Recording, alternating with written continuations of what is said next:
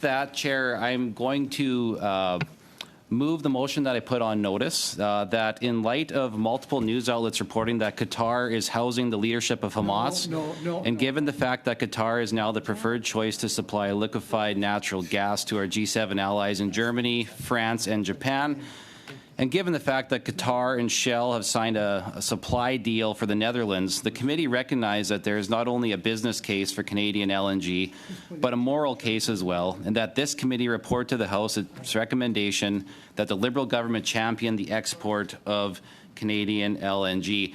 And this is important because there was a CBC article actually that came out the other day highlighting this. And so I did raise it. We raised it here in committee last week. I raised it on the floor of the House of Commons in question period, and it was actually dismissed as being a conspiracy theory by the parliamentary secretary.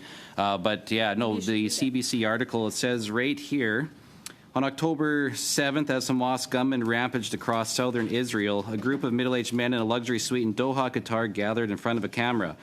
Hamas leaders recorded themselves showing surprise about the attacks in the news on a large screen television, and then kneeling to give kneeling to give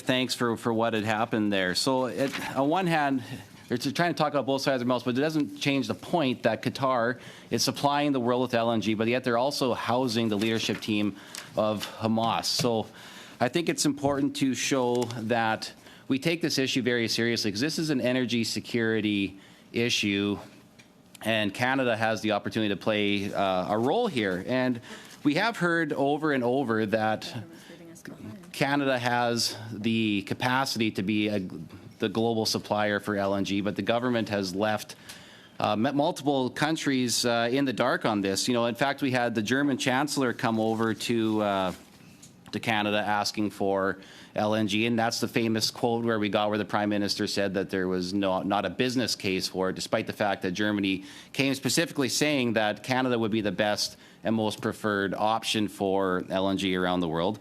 After that, we had Japan come, and Japan also was asking for Canadian LNG. Then the Prime Minister once again declined that as well. And then now we start to see how the world market is shaping up here. So there's actually 5 countries, because this morning Italy was another one to join the mix and sign a 27-year agreement with Qatar to supply their LNG. So you've got Italy as of this morning. Over the weekend, I think the Netherlands also signed a big agreement as well.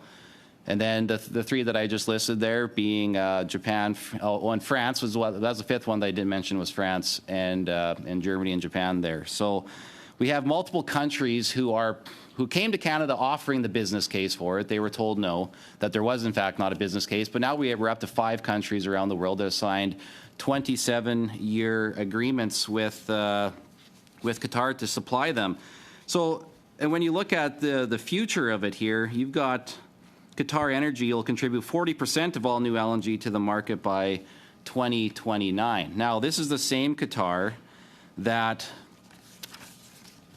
I got an executive summary from a human rights report here. I'm just going to read this here. Significant human rights issues included credible reports of serious restrictions on free expression, including the existence of criminal libel laws, substantial interference with the freedom of peaceful assembly and freedom of association, including overly restrictive laws on the organization, funding, or operation of non-governmental organizations and civil society organizations, restrictions on migrant workers' freedom of movement, access to justice, and vulnerability to abuses, including forced labor, inability of citizens to change their government peacefully in free and fair elections, serious and unreasonable restrictions on political participation, including a complete prohibition on political parties, lack of investigation and accountability for gender-based violence, existence of laws criminalizing consensual same-sex sexual conduct, and prohibitions on independent trade unions. So, I mean, that's pretty damning right there, I would suggest. And I have the floor right now, Mr. Angus, so you can just wait. There's another good report here that talks about, I hope I'll say this right. I'm going to say that we'll say Nepali. People from the country of Nepal. I probably got that wrong, but This summer, Nepali workers died at a rate of almost one a day in Qatar, many of them young men who had died of sudden heart attacks. The investigation found evidence to suggest that thousands of these people, who make up the single largest group of laborers in Qatar, face exploitation and abuses that amount to modern-day slavery, as defined by the International Labor Organization. So, and that was from the build-up to the World Cup. And there were multiple reports of abuses of human rights in that country in the build-up to that. There was many people who died in the build-up to that event. But as we look at who's providing energy for the world, it's going to be Qatar. Qatar is providing the LNG for the world, for Europe, for Asia. We've heard that LNG would be the preferred product to be able to get countries off of coal. That would have a substantive effect on reducing greenhouse gas emissions around the world, which I think is what the goal is overall, right? I mean, supposed to be. Right here, we're talking about what Canada can do. I mean, let's remember that Canada is only 1.6% of global emissions, but Canadian LNG could help bring global emissions down, because we hear so often that it's a global issue, that climate change knows no borders, but yet we have the product and a solution right here in our country that could be helping the world. And we were told that there was no business case. So, and 18 LNG proposals have been made. There was 18 LNG proposals. And not a single one is built or operating. Not a single one. Yeah, not a single one's been built or operating. There's one that might in a few years be able to put some out, but there was 18 proposed, and none of them are operational right now. Okay, after 8 years. So, I think that's it's important to note that we could have been in a position to be able to do this if it would have been prioritized, but it definitely wasn't. So that's why I think this motion is important. It's a way for us to signal that the Natural Resources Committee actually does care about resource development, and that we do support what the private sector can do and should be doing in this country. And I think we have a golden opportunity to send a signal here as a committee together that Canada does support LNG, that there is a case for it, and that the House of Commons that would recognize that. So I think our committee should be taking this motion seriously and be looking to pass that along. I touched on a few very important points, such as human rights, such as the moral case that Canadian energy can and should play around the world, but also there's the business case as well too. So that way we can. We like to talk a lot about the social programs that we have here in this country, and one of the best ways to fund that is through our natural resource sector development.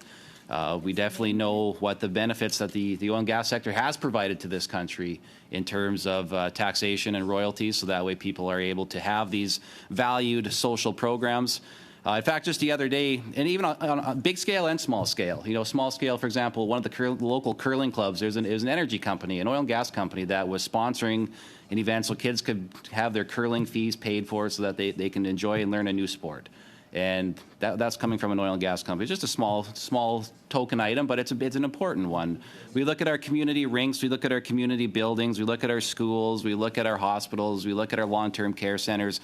Some of the major funding partners in them are oil and gas companies. And 90% of Canadian oil and gas companies have fewer than 100 employees. And they're also, lots of them fit the small business bid. That's exactly right. And a lot of them are non-unionized as well, too. I think it's important to note that while there are unionized employees, it's important to note that there are several who aren't necessarily unionized either, because there is that trickle-down effect, right? Because there's all the support businesses that go alongside of it. So, I mean, yes, it's important to have these good-paying union jobs that we talk about, but not everybody works for a union. In fact, there's been some communities there, it's upwards of 90% of the jobs in the industry aren't unionized, and they're still good-paying jobs with good value. So, I think it's unionized jobs right now is the expansions of energy companies. Exactly. Point of order. That's exactly right. Order. So, Mr. Patzer, I'll just can't get a have point two of order. people speaking at the same time. So can she just stop, or are you going to give her the floor? I have the floor.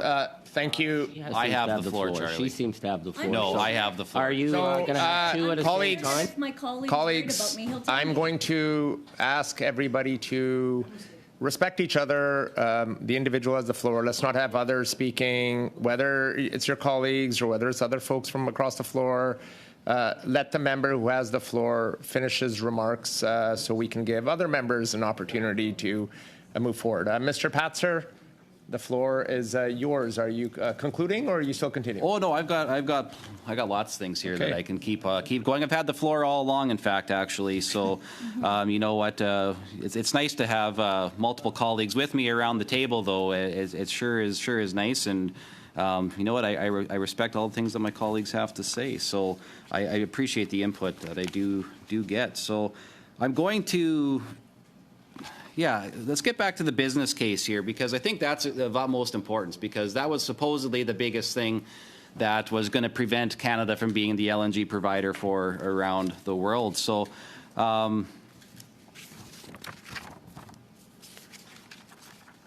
let's see here. As recently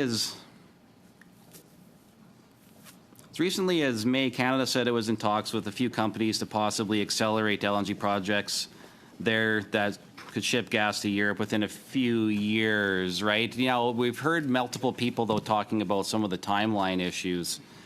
We've been hearing that throughout this study as well. So, but the business case is, I mean, it's right there. There's some good numbers in, I was talking about the million tons per annum that is going to be provided by Qatar here. There's lots going on, so I'm just trying to get the right numbers here for everybody.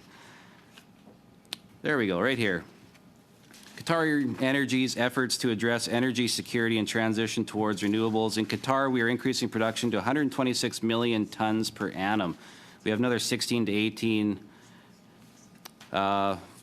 out of the U.S. next year. We're doing it in the most responsible way as emissions are concerned with carbon dioxide, CO2 sequestration, right? So, I mean, there's a business case being made elsewhere around the world for two very important things that we have in Saskatchewan and Alberta.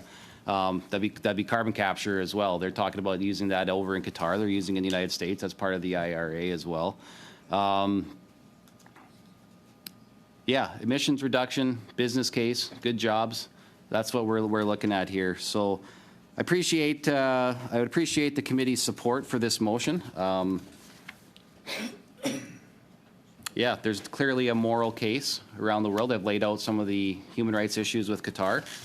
The fact that, you know, I think it would resonate with my friend Mr. Angus over there, that people in Qatar are not allowed to be part of a union. We talked about that.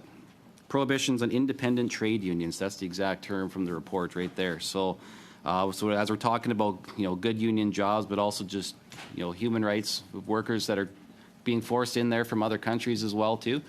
Canada, we've got a great workforce. We have the highest standards for human rights around the world. We have a fairly robust regulatory environment, but we've heard about the pancaking of regulations as well too. So it'd be nice to be able to unpack some of that, but we have a business case. So let's get the business case, let's get the business rolling, and then we can fix some of the regulatory issues that have come up with, as we've seen with C-69 being ruled largely unconstitutional as well. I think we're going to get a chance, hopefully, to address that in the near future. And I think that will play a part in Canada being able to be a global LNG supplier. There's a proposal now for a new plant actually in northern BC. Tourmaline, I think, is the name of the company there. They're looking to have an LNG export facility off the coast of BC up just south of Alaska. And of course, that would be the opportunity to supply Asia with LNG. And we look at where Japan is located. I mean, one of our allies. We're the closest route to Japan. We also have the strategic advantage of Canada being our winters being a natural advantage to making LNG because of the temperature that we have. That's a strategic advantage that Qatar does not have to make the production of LNG more economic, which again, that gets to the business case that does exist for LNG here in Canada. Yeah, I think I've made my point pretty clear, and I hope that I can count on the support from my colleagues across this committee to support this motion, because it sends a message that, you know, Canada has all the things that the world needs when it comes to energy production, but also human rights. Business case exists. So I think we should get this done. And yeah, there is a moral case. There's a business case. Let's do this.